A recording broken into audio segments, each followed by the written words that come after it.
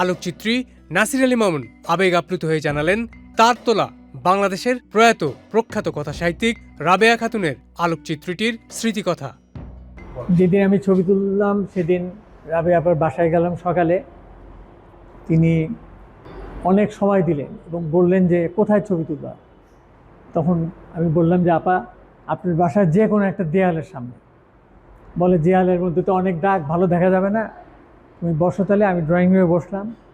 সুন্দর একটা প্রিন্টেড শাড়ি পরে আসলেন তিনি এবং তার মুখে দেখেন স্মিত হাসি। আমি আপা বললেন যে আমি কি করব, কোন দিকে তাকাবো। আমি বললাম যে আমি নিজেও জানি না আপনি কোন দিকে তাকাবেন।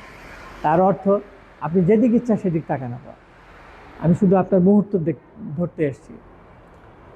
বলে আমি কি হাসবো? আমি তখন বললাম আপা হাসতে পারেন আপনি। তখন একটু স্মিত উনি হাসলেন।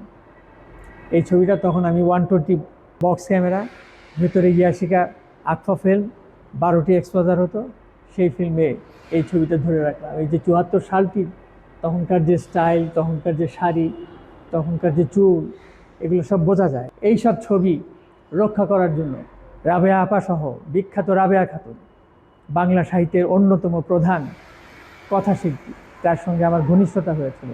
আমি রাবেয়া আপা বলতাম।